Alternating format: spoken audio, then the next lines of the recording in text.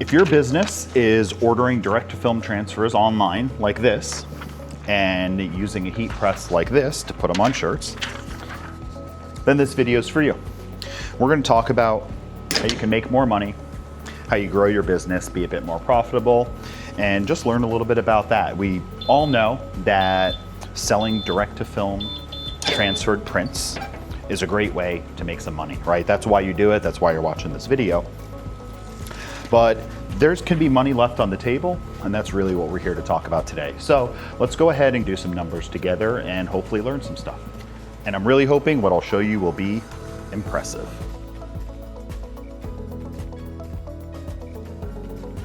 Well, here I am at my computer, and we're going to go through some of this math and some of the profitability differences that we talked about when you're outsourcing transfers.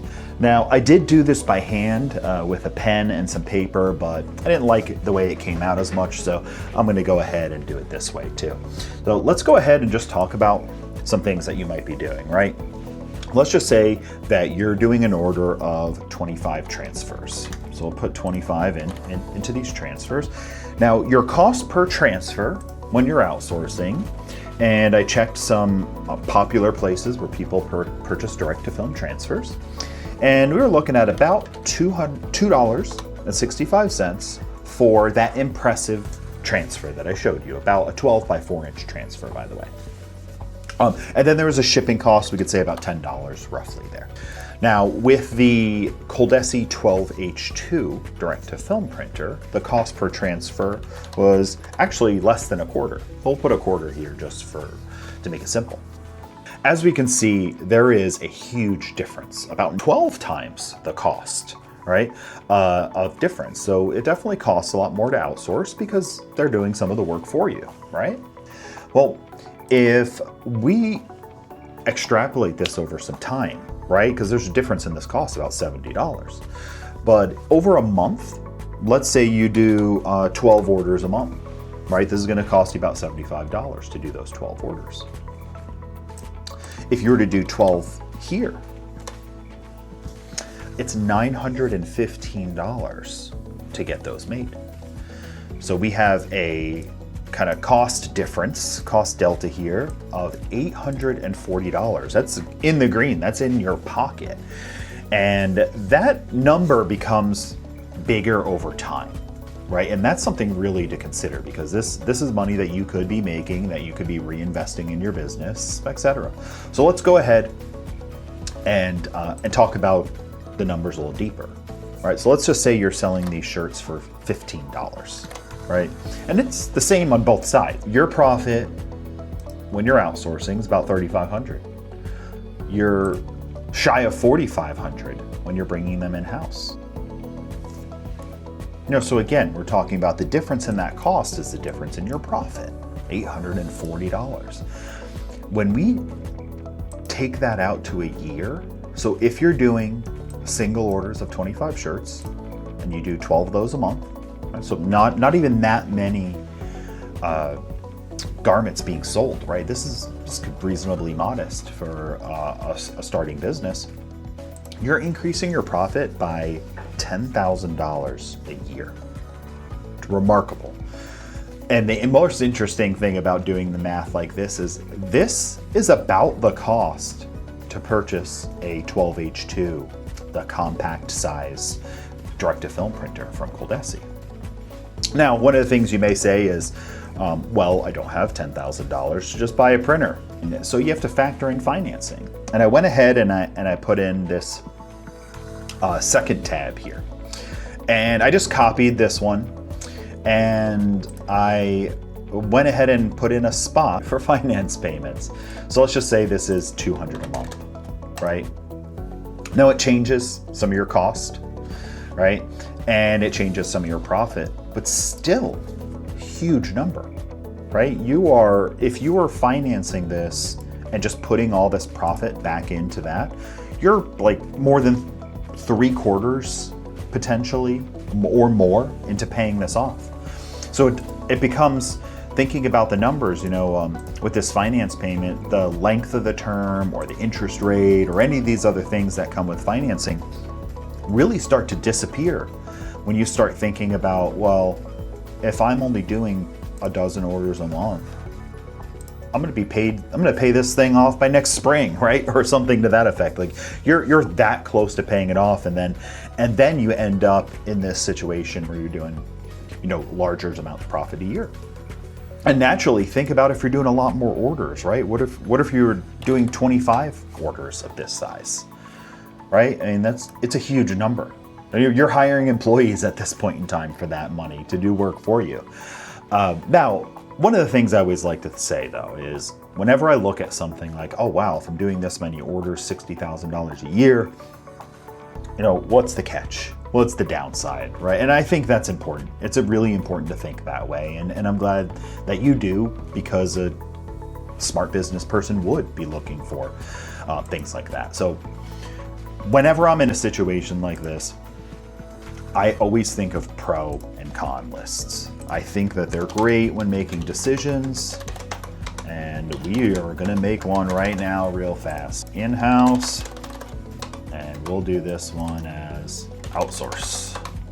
All right, and let's make this nice and big so we can read it well. Let's talk about, I like, whenever I think about, we just said we were gonna make a bunch of money, right? So there's immediately a profit pro that we can add into here.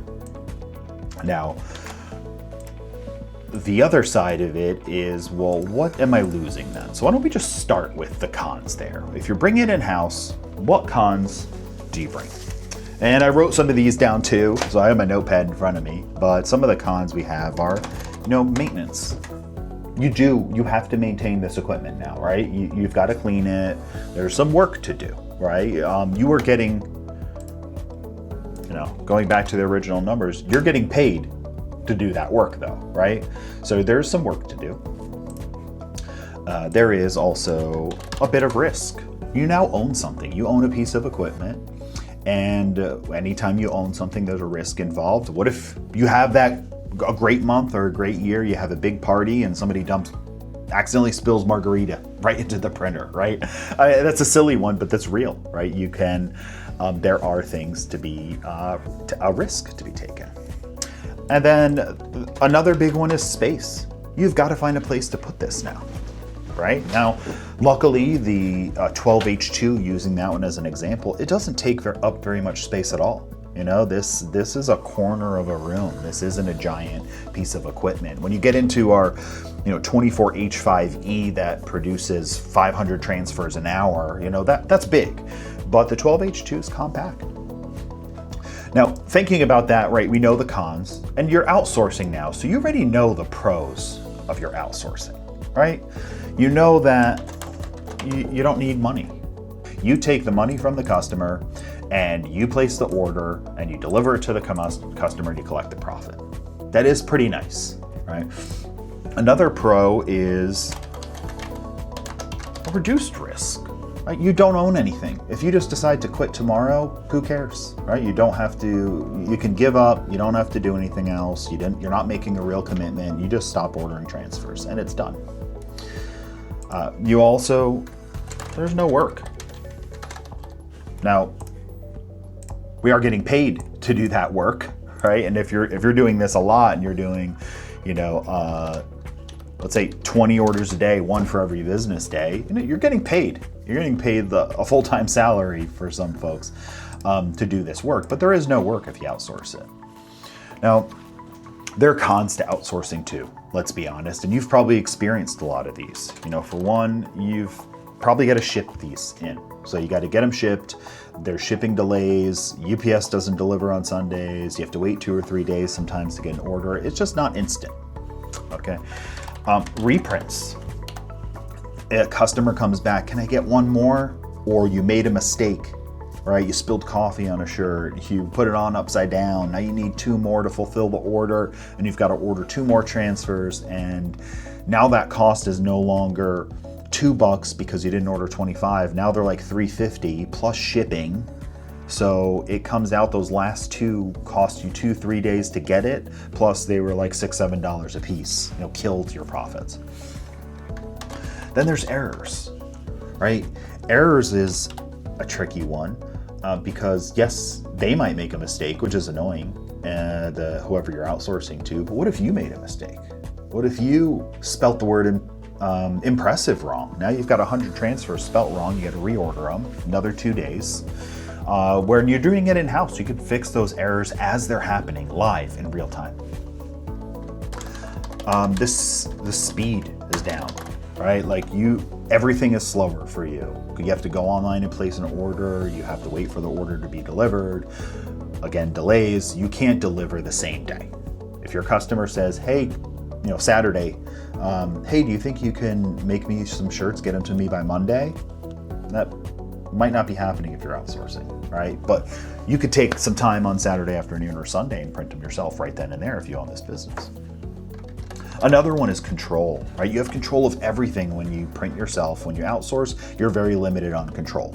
You don't have control on working late if they get really busy. You don't have control on working on a weekend if you want to. There's a lot of control that you don't have.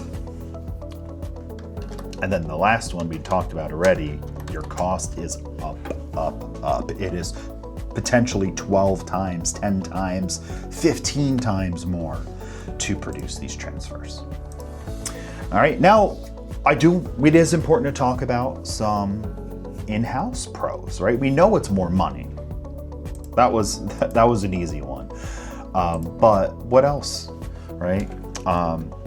You have the reprints. If you make a mistake, just print it right then and there. If your customer says, can I get one more?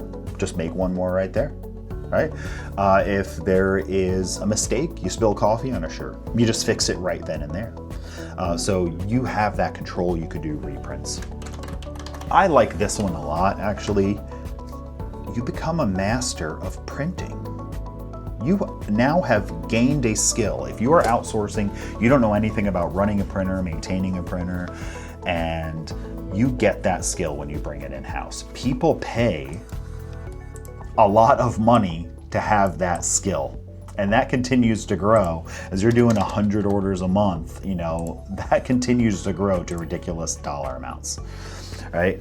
So you are a skilled master of something now.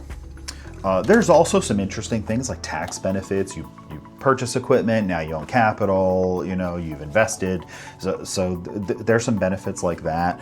You also have asset in your business, right? This is something that you own, right? You own this printer, your business is real. You have something that you own, that you maintain, that maybe you trade in later for when you're going to upgrade to something else. So there's a lot there. So when we really start looking at some of this, and there's a lot of other things, we can list too. We could talk about printer control. You can adjust how much white ink you're putting down. You can adjust how your powder is curing. You get consistency. All right, you know that every print coming out of your printer is exactly to your standards, and if something changes, you could fix it. So thanks for watching. Hope you learned a lot today, and go to ColDesi.com, live chat with one of our pros.